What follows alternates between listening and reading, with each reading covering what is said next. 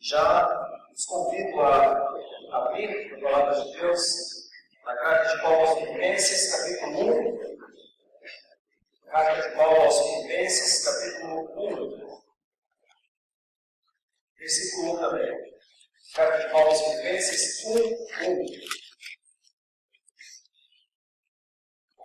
Carta de Paulo aos Filipenses, capítulo 1.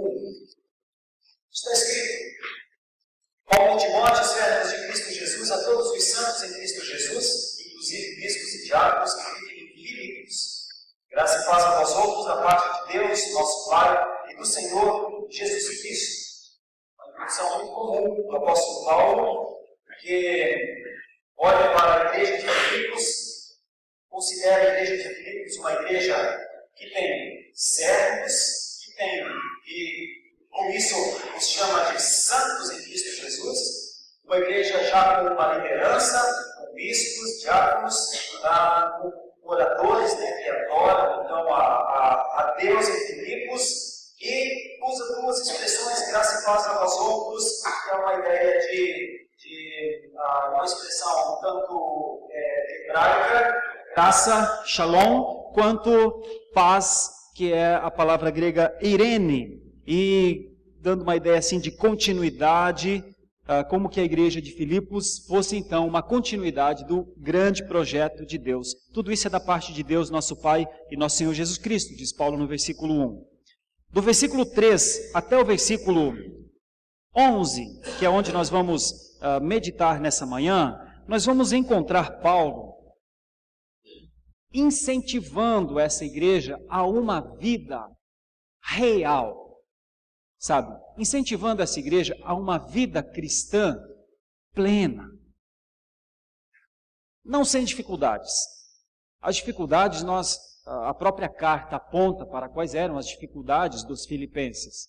Mas nós percebemos Paulo numa relação de amabilidade com esta igreja. Nós lemos nas palavras de Paulo um jeito de ele falar com a igreja de Filipenses que nos dá a plena certeza.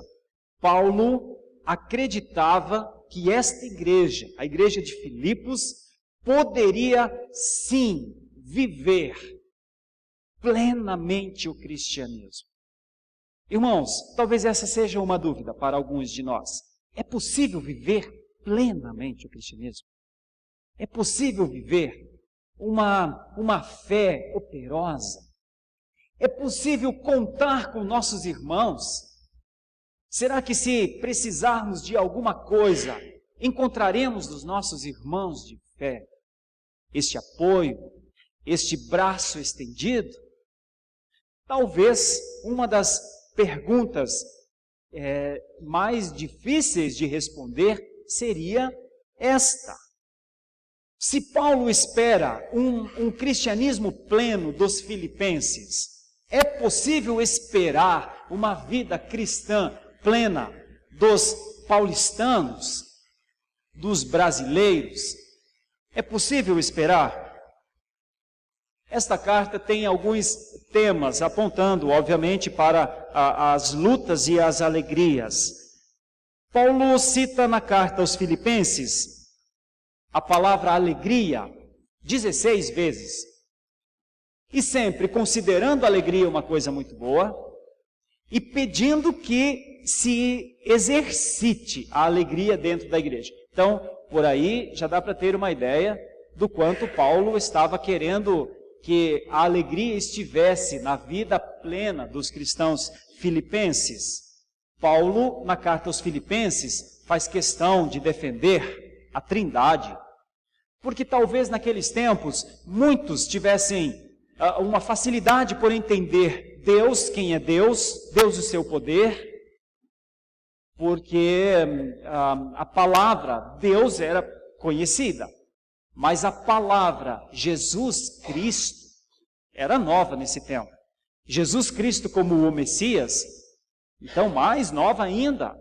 E por conta disso, Paulo faz o tempo inteiro uma espécie de defesa da Trindade e da operação do Espírito Santo. Então, em Filipenses, não há nenhuma dúvida. Deus não é só a pessoa de Deus. Ou seja, não é um só, são três. É Pai, Filho e Espírito Santo, sem explicar exatamente as diferenças e as separações, mas a Trindade. Deus Pai e Filho, Deus Pai, Deus Filho e Deus Espírito Santo agindo em poder redentivamente. Uma outra coisa que Paulo também fala na carta aos Filipenses é acerca da humildade. E quando fala de humildade, fala em vários lugares, mas em um especial ele diz: tende em vós o mesmo sentimento que houve em Cristo. E aí no hino a Cristo, fala, porque ele, não subsistindo em forma de Deus, e começa a contar onde Cristo chegou na sua humilhação. Na mesma carta, Paulo fala sobre a justificação pela graça através da fé. E dá uma série de instruções para essa igreja viver uma vida de identificação com Cristo. É um conteúdo amplo da carta de Paulo aos Filipenses. Mas aqui no começo da carta, Paulo vai falar de algumas coisas. Nessa instrução, então, nessa esperança, nesse incentivo para uma vida cristã plena. Eu vou ler os versículos 3 até o versículo 11. Dou graças ao meu Deus por tudo que recordo de vós, fazendo sempre com alegria, primeira vez que usa a palavra, súplicas por todos vós, em todas as minhas orações, pela vossa cooperação no Evangelho, desde o primeiro dia até agora. Primeira coisa que nós vamos pontuar, como é que Paulo olha para os filipenses. Paulo olha para os filipenses como cooperadores no mesmo compromisso. Olha para esses versículos 3 a 5. Você vai perceber uma maneira de Paulo falar, como dizendo, eu oro ao meu Deus, eu dou graças ao meu Deus quando eu recordo de vós, eu faço isso sempre com muita alegria, eu clamo a Deus por vocês em todas as minhas orações, pela vossa cooperação. O tempo é desde o primeiro dia, é desde Atos 16, quando Paulo chega então a esta cidade. E quando ele encontra Lídia às margens do rio, e quando ao pregar o evangelho ele é preso, e então ele tem um encontro com o carcereiro, e então a família do carcereiro se converte, é desde aqueles dias. E com esse início do cristianismo em Filipos, os novos que foram sendo convertidos ao Senhor constantemente. Mas Paulo faz questão de pontuar cooperadores, mesmo compromisso. Irmãos, a palavra cooperação aqui, ela é uma palavra que, em última instância, vai levar ao conceito de Eucaristia, que nós chamamos de mesa de comunhão, de participação, de envolvimento, onde um morreu e se entregou, e nós nos alimentamos dele, e por isso temos um tipo de comunhão tão forte, que a palavra de Deus chega a dizer, quem poderá nos separar do amor de Deus? Veja, quando Paulo fala aos filipenses, Paulo diz, se eu sou o que sou, se há essa alegria em mim, se eu busco ao Senhor, se eu suplico por vocês, se vocês estão nas minhas orações o tempo inteiro, eu preciso dizer por quê? Porque vocês são cooperadores comigo no mesmo compromisso. Irmãos, as funções podem ser diferentes para uma igreja ser estabelecida em algum lugar. Geralmente são. As funções, vamos pensar em Filipenses aqui. A primeira função, a de Paulo. Paulo era esse pregador itinerante. Paulo foi para a cidade de Filipos, sofreu em Filipos, experimentou um pouquinho daquilo que Jesus tinha dito a Ananias. Ananias, vai até a rua direita, encontra um rapaz que está cego lá. Ele é Saulo. Você vai até onde ele está, você cure aquele rapaz. E aí você diga a ele que sou eu que estou chamando. E que eu estou chamando porque agora ele vai saber o quanto importa, o quanto vale a pena e o quanto é necessário sofrer pela minha causa. Não é isso que nós lemos no comecinho do nosso culto de adoração? Quando Paulo fala aos filipenses, ele diz assim: a vocês não foi dado só o privilégio de crer. A vocês não foi dado só o privilégio de saber que Jesus é o Filho de Deus, o Salvador, saber que Deus em amor os ama. A vocês não foi dado só esse privilégio de saber disso. A vocês também foi dado o privilégio de padecer por Cristo. E qual privilégio é melhor? O privilégio de conhecer a Cristo ou o privilégio de ser uma testemunha dele?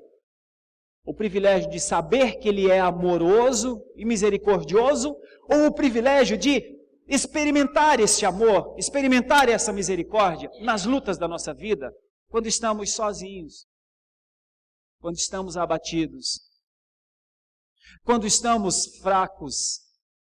Qual privilégio é maior? Qual privilégio é melhor?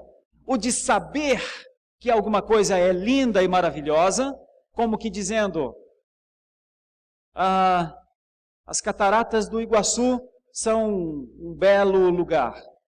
E você já visualiza as águas descendo, você visualiza o som das águas descendo, você visualiza a correnteza depois da cachoeira, você tem uma ideia por alto, porque você viu na televisão, porque você viu em algum folder, você sabe daquele lugar. Agora, qual privilégio é maior? Saber que existem as cataratas do Iguaçu ou estar lá, debaixo delas, experimentando os pingos da cachoeira em você mesmo, experimentando e ouvindo aquele barulho quase ensurdecedor, e ali olhar para aquele tudo e talvez poder adorar ao Deus que faz isso? Qual privilégio é melhor? Qual privilégio é maior? Saber da existência de Deus ou viver a existência de Deus? Irmãos, quando Paulo está falando aos filipenses, Paulo sabe que as lutas que ele teve em Filipos, possivelmente os filipenses também teriam. Também as teriam. Também precisariam da mesma graça. Também precisariam do mesmo Deus. E por isso ele diz, cooperadores no Evangelho. Unidos no Evangelho. E as formas como Paulo então incentiva essa igreja, eu vou orar ao Senhor por essa cooperação. E eu, assim como oro, vou orar ainda mais para que vocês, por essa cooperação no Evangelho, desde aquele primeiro dia e até agora, e numa pressuposição, e daqui para frente também. E Paulo faz isso de maneiras bonitas, usando a palavra alegria, gratidão, oração, cooperação e reconhecendo que isso aconteceu na história. Uma coisa é falar, gente, estamos unidos, não é? Estamos juntos, não é? Mas quando esse argumento, ele se faz pelas provas da história, é muito diferente. Imaginemos nós aqui. Talvez muitos estejam chegando à Igreja Presbiteriana de Santo Amaro nesses últimos tempos e percebem a igreja aqui, percebem as estruturas da igreja, percebem que nós temos cultos de manhã, cultos de noite, percebem que temos escola bíblica dominical, e estão se inserindo nesse sistema junto com as pessoas, fazendo novas amizades. Contudo, e não tem como saber, só vão saber com o passar do tempo, há irmãos que estão há 30 anos aqui. Há irmãos que lembram quando as janelas, quando não tinha ventilador, quando não tinha o lustre. Há irmãos que lembram quando só o prédio de trás havia sido construído, não tinha nem o da frente.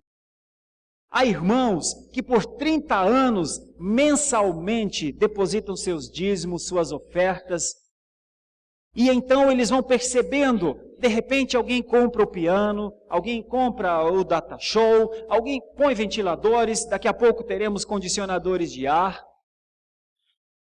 Irmãos, a cooperação, ela tem mais sentido quando a gente vê ela acontecer na história. Para nós que somos mais novos na igreja, às vezes nem valorizamos toda essa cooperação. E a gente está vendo o presente, está vendo aqui o agora, é agradecido por isso. Acontece, meus irmãos, que para este banco estar aqui, alguém ao longo de 50 anos, porque nós temos membros que estão muito acima de 30 anos aqui, contribuíram, cooperaram, sofreram, dedicaram mais do que apenas a presença na igreja. São essas coisas que Paulo está lembrando e falando. Eu tenho gente comigo? Sim. E por isso, louva a Deus com essa alegria. Pelos cooperadores no mesmo compromisso. Aplicação rápida. Irmãos, quanto é a nossa cooperação no compromisso que era o de Paulo com os filipenses e que é o nosso hoje com o nosso Deus? Qual a intensidade da nossa cooperação nesse compromisso? Talvez antes da cooperação, uma pergunta inicial. Nós também temos esse compromisso? Nós estamos juntos pela fé evangélica, como eu li no começo. Nós estamos firmes como bons soldados de Cristo para lutar por essa fé evangélica, porque essa fé evangélica tem a ver com a redenção. É uma pergunta para se fazer e talvez momentos para se decidir. Eu quero convidar você que está em dúvida, quero convidar você a quem talvez ainda, ou por ser novo na fé, ou por estar decepcionado de alguma maneira com alguma situação, quero convidar você que não está cooperando no mesmo compromisso, a tomar uma decisão. Irmãos, se nós estamos aqui nesta manhã de domingo, mais uma vez com a igreja cheia, e eu estou vendo o Gessé puxando mais cadeira de lá para cá, é porque irmãos firmaram compromisso no início. E esse compromisso no início deve ser um incentivo para que nós firmemos um compromisso, porque nós estaremos nessa terra até o dia do Senhor Jesus Cristo retornar. Paulo, quando fala aos filipenses, valoriza muito a cooperação. E eu quero valorizar nessa manhã. E quero convidar principalmente os novos a uma cooperação. Irmãos, queridos mais novos, chegando à igreja de Santo Amaro, os mais antigos têm um compromisso de cooperação com o Senhor Jesus nessa igreja. Um compromisso de fidelidade, um compromisso de adoração, um compromisso de sustentação dessa obra evangélica nesse lugar. Eu quero convidar com muito carinho você a refletir sobre isso e a se inserir, porque esse é um projeto bem grande, irmãos. Uma outra ideia está nos versículos 6 ao versículo 8. Eu estou aqui com o tema Incentivos para uma vida cristã plena. Embora a palavra plena aparentemente seja muito ampla, mas a carta de Filipenses é isso. É um incentivo para uma vida cristã madura, saudável, uma vida cristã inteira, sabe? Uma vida cristã de consagração. E aqui eu caminho para a segunda ideia do texto. A primeira ideia, dentro do tema incentivos para uma vida plena, está: sejamos cooperadores no mesmo compromisso. Porque Paulo fala com Deus e o tom da fala de Paulo com Deus é a cooperação que havia entre eles, o nível de comunhão que havia entre eles. A segunda ideia dos versículos 6 a 8 é que Paulo vai dizer que nós não só somos cooperadores no mesmo compromisso, mas nós somos participantes da mesma graça. Participantes de uma graça que o texto mostra. Veja, estou plenamente certo de que aquele que começou boa obra em vós há de completá-la até o dia de Cristo Jesus. Aliás, é justo que eu assim pense de todos vós, pois vos trago no coração, seja nas minhas algemas, seja na defesa e confirmação do Evangelho, pois todos sois participantes da graça comigo. Pois minha testemunha é Deus, da saudade que tenho de todos vós, da terna misericórdia de Cristo Jesus. Irmãos, uma das coisas que Paulo enfatiza aqui, e que dá a ideia de sermos participantes da mesma graça, é o aperfeiçoamento que vem de Deus. Nós somos constantemente como uma plantinha que cresce, aguada por uma água límpida que produz, que contribui para que lá na frente essa plantinha ou mostre um verde bonito na sua folhagem, se ela for uma flor, ou mostra, ou apresenta um fruto maravilhoso, se ela for uma árvore para frutos. Sabe? Uma das coisas mais fantásticas, mais magníficas que nós temos é que nós somos alguém em aperfeiçoamento. Alguém poderia falar, pastor, não é otimismo demais, não? Eu continuo com os meus pecados dentro de mim, eu continuo com as dúvidas, eu continuo não conseguindo orar como precisaria, eu continuo não conseguindo ler a Bíblia. Irmãos, eu quero dar uma palavra de ânimo a esses que vivem situações assim. Irmãos, no cristianismo não é a regra. O cristianismo é crescente, o reino é crescente. Onde Deus está trabalhando, Deus está com o seu poder, com a sua graça, com a sua misericórdia, com a sua paciência. Alguém disse certa vez que viu na mesa de um homem, um pastor muito reconhecido no Brasil, muito mesmo. É difícil achar alguém que questione este homem. Ele é realmente um servo do Senhor que muitos o admiram pela sua piedade, pela sua dedicação, pelos seus anos de serviço. E então diz que há na mesa dele uma pequena frase: tenha paciência comigo, porque Deus ainda não terminou a boa obra que Ele começou em mim. Ok, é um reconhecimento das nossas fraquezas, é um reconhecimento das nossas limitações, tudo bem, eu aceito. Agora, nessa frase dele, ele está dizendo, mas Deus está trabalhando em mim. Então eu estou em crescimento. Eu não sei se é um crescimento vertiginoso, eu não sei se é um crescimento paulatino, eu não sei se é um crescimento em zigue-zague, eu não sei. Mas, irmãos, nós somos participantes de uma graça, e a graça de Deus é essa. O Senhor começou uma obra em você, está continuando essa obra em você. Porventura Deus, na sua graça, o abandonaria assim que o levasse a conhecer a Cristo como seu Redentor e o deixaria viver debaixo de uma fé curta, negligente, duvidosa a sua vida inteira? Não, irmãos.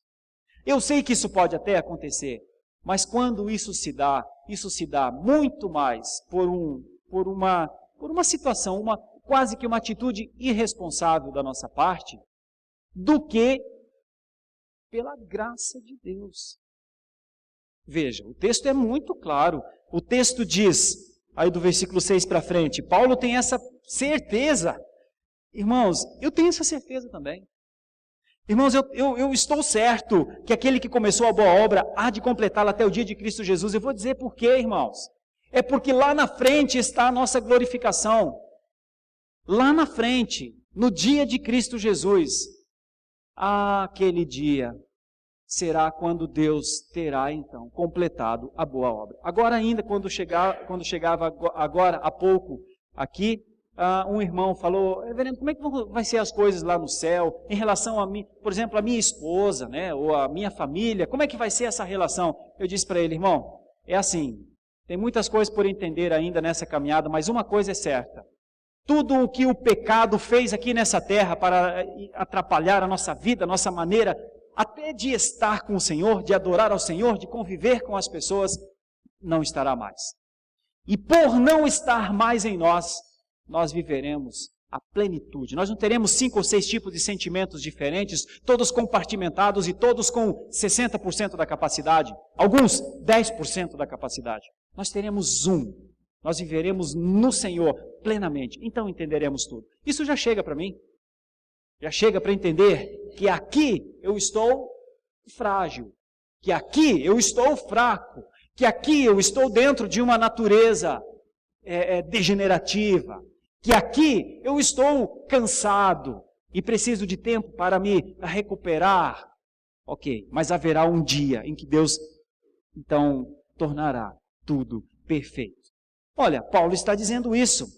Paulo está dizendo uma outra coisa interessante também, além desse aperfeiçoamento de Deus que está acontecendo, e isso nos faz participantes da mesma graça. Paulo está falando de um testemunho como apoio mútuo. Ele olha aqui para a expressão, pois sois participantes da graça comigo. Aliás, é justo que eu assim pense de todos vós, porque vos trago no coração, tanto nas minhas algemas, seja na defesa e na confirmação do Evangelho. A ideia é assim, eu estou na luta, eu estou ora algemado, ora pregando o Evangelho, ora acompanhado, ora sozinho, mas uma coisa eu sei, e a ideia eu vos trago no coração, vocês estão aqui, nós estamos juntos sim, e não é de agora, não foi da semana passada para cá, é desde o dia que eu cheguei em Filipos. Irmãos, são coisas fundamentais para entender como viver uma vida cristã plena, à luz de Paulo aos Filipenses. Num primeiro momento, sendo cooperadores no mesmo compromisso. Aqueles que porventura ainda não começaram a viver essa experiência da cooperação neste mesmo compromisso, no compromisso que uma igreja como essa tem com a sua cidade, com a sua geração, eu estou convidando, vem cooperar. Vem mesmo. Você vai perceber que muitos já estão fazendo isso, alguns há mais de 30 ou 40 anos. Tem que ter uma razão, irmãos, tem que ter uma verdade nisso. A outra ideia é entender que nós somos participantes da mesma graça. Deus está aperfeiçoando a nossa vida, e isso não é uma utopia, isso é o projeto de Deus nas nossas vidas. Essa esperança precisa estar no nosso coração, que na fé nós crescemos. É importante saber que quando a pessoa diz eu trago no coração, então não é só é meu conhecido, é meu colega, é meu irmão, é meu companheiro de lutas. Nós estamos juntos, não é só fisicamente, é emocionalmente, e é por isso Paulo usa a expressão no coração, dando uma ideia de uma profundidade de sentimentos. Irmãos, a igreja é um local para profundidade de sentimentos.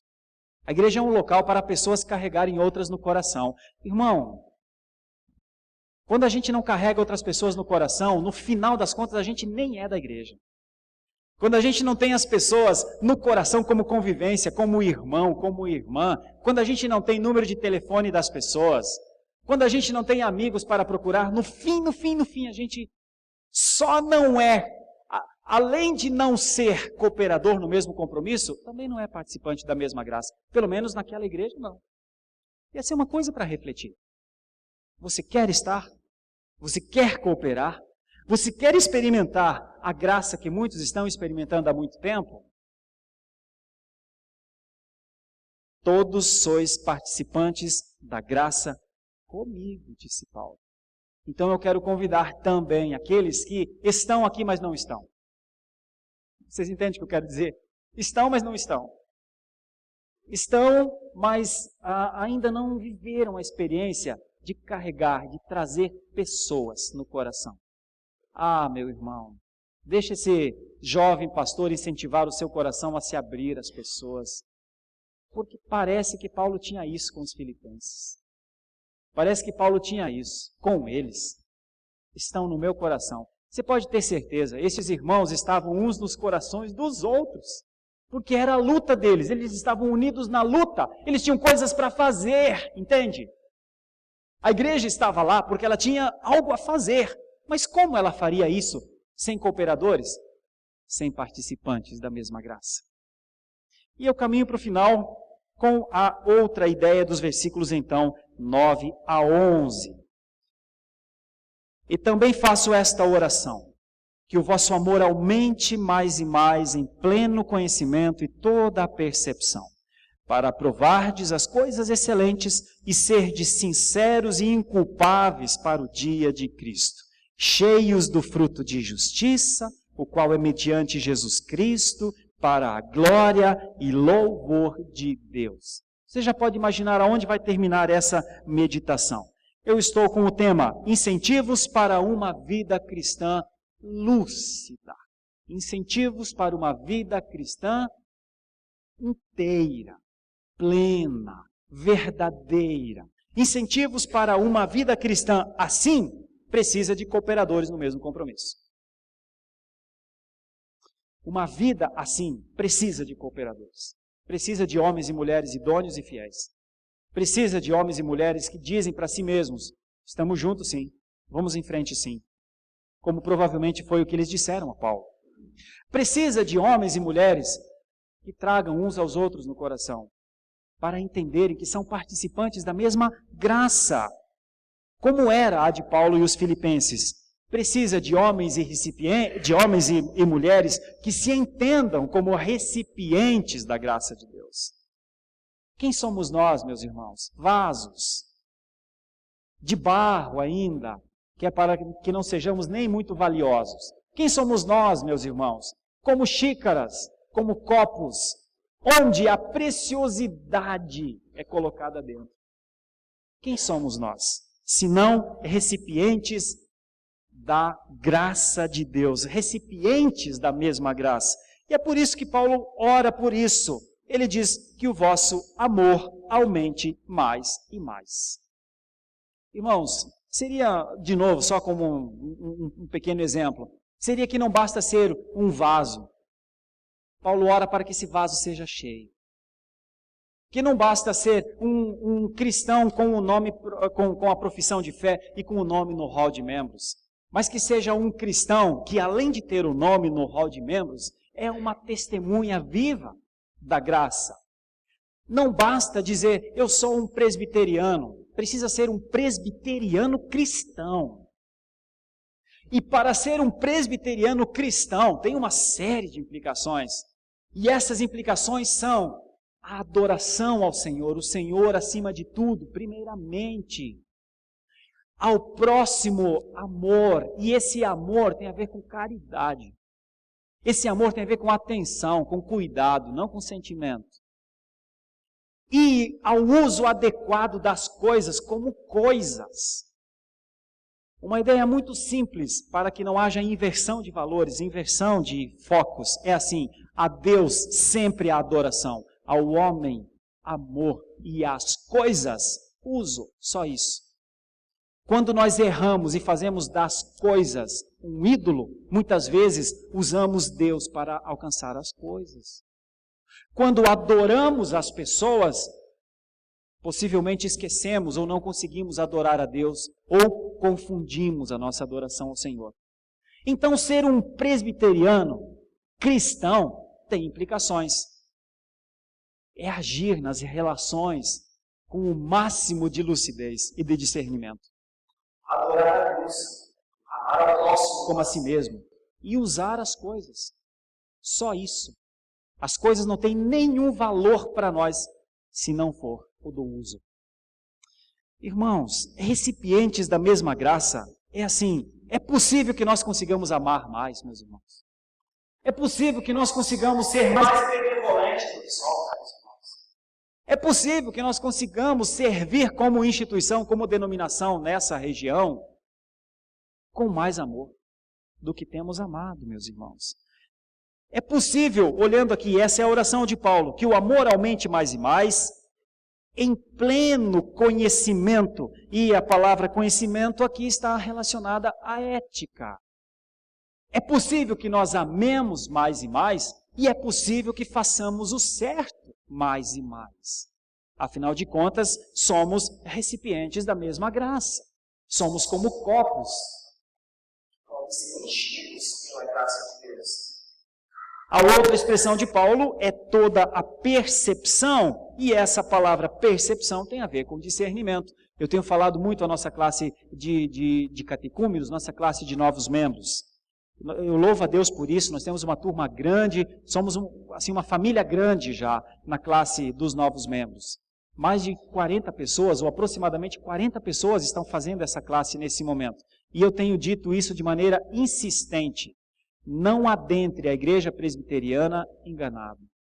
Não adentre a essa denominação histórica que fez o que fez no mundo inteiro sem lucidez, sem discernimento, sem percepção. Nós somos homens e temos todas as nossas falhas. Nós somos limitados e por isso não conseguimos atingir os níveis mais altos que talvez o nosso ideal gostaria de atingir. Tudo isso somos nós. Mas uma coisa precisa e é necessário a todo aquele que quer se tornar um cooperador no mesmo compromisso: discernimento. E essa é a oração de Paulo, para que os cooperadores, os participantes e os recipientes dessa graça o fizessem isso com discernimento. Por quê, irmãos? Para o crescimento, para a plenitude e, em última instância, para a glória e louvor de Deus. Eu quero concluir essa meditação nessa manhã, irmãos, só resumindo os 3 pontos. Incentivos para uma vida cristã plena, a partir da cooperação no mesmo compromisso. A partir do entendimento que somos participantes da mesma graça e sendo trabalhados por Deus constantemente. A partir do entendimento que nós somos estes recipientes. A partir desse entendimento, nós poderíamos fazer algumas aplicações. E eu gostaria de fazer 3 à igreja nessa manhã. Meu irmão, minha irmã, creia na unidade que o Evangelho produz.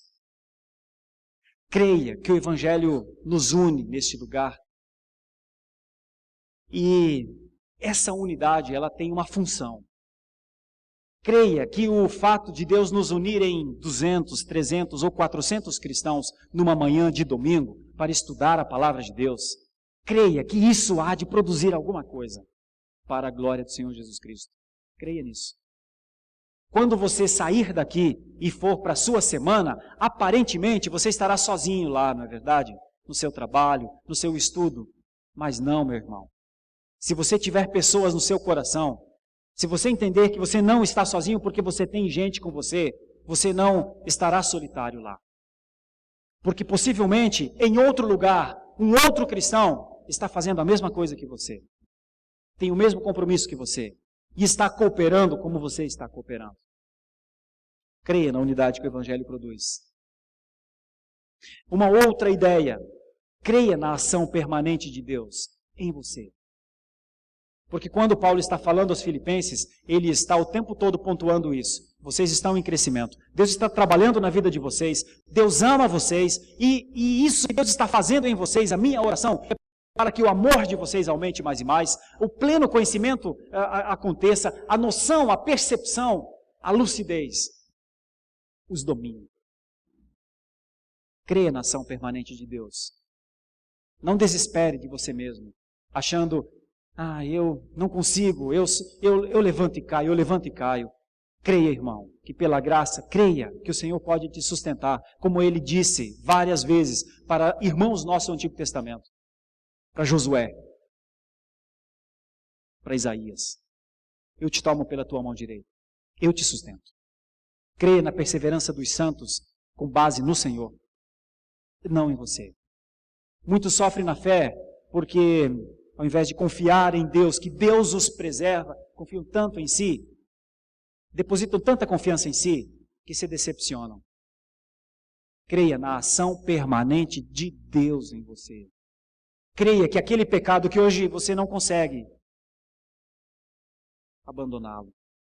Creia que amanhã você pode. Paulo orava por isso aos filipenses.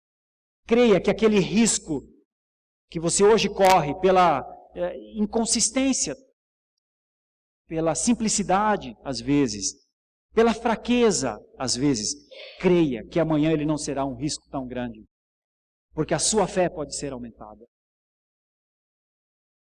Creia que eu e você, nós podemos ser bons cristãos, irmãos. Para a honra e para a glória do Senhor Jesus Cristo. Creia no crescimento pessoal.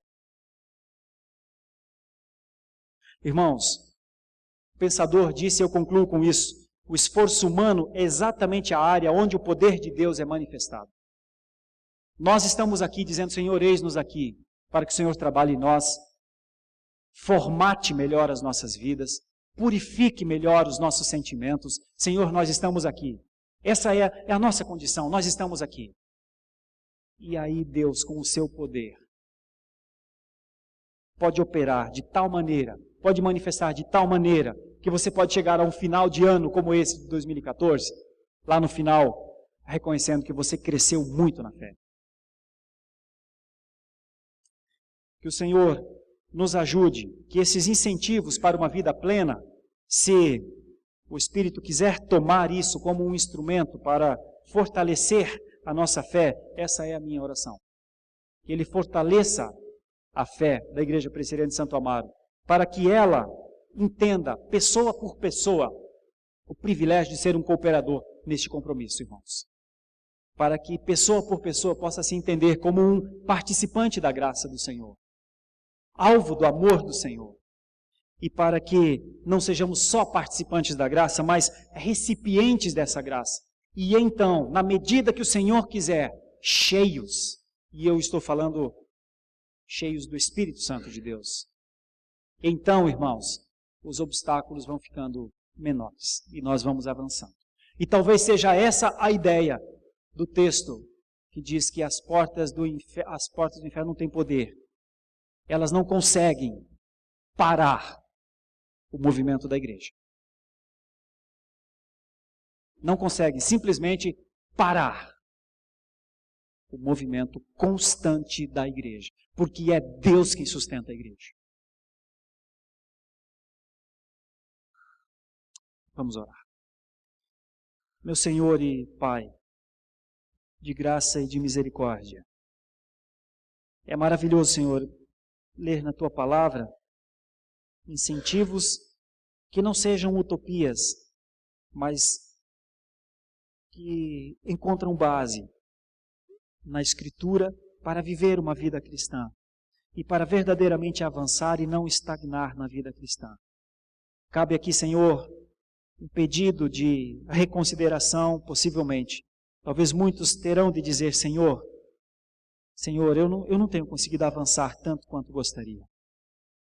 Talvez aqui haja algumas considerações como dizendo, Senhor, se for pelo meu esforço, realmente talvez eu não conseguirei, como não tenho conseguido até hoje. Mas se o Senhor operar em mim, se o Senhor operar, então, Senhor, neste pedido de reconsideração, eu quero agradecer por aqueles que cooperam nesse compromisso há tanto tempo, Senhor. O Senhor tem seus nomes. Que o Senhor seja glorificado nisso. Quero interceder por aqueles que se entendem como participantes da mesma graça e já trazem pessoas no coração uns aos outros, e orar por aqueles que ainda estão aqui, mas não estão no coração das pessoas e nem carregam pessoas nos seus corações. Para que o Senhor aumente o vosso amor, para que o Senhor aumente a vossa percepção, para que o Senhor aumente a sua lucidez enquanto membros do corpo. Senhor, ajuda-nos a crer, Senhor, que o Evangelho produz coisas para a Tua glória. Ajuda-nos a crer que o Senhor está aqui trabalhando nas nossas vidas como um artista produzindo uma obra. Ajuda-nos a crer, Senhor, que nós realmente podemos crescer em maturidade espiritual, em fidelidade ao Senhor, em adoração ao Teu nome, em amor ao próximo e no uso adequado dos nossos bens e das coisas. Se o Senhor ajudar, Senhor, avançaremos e cresceremos. Assim nós oramos em nome de Jesus. Amém.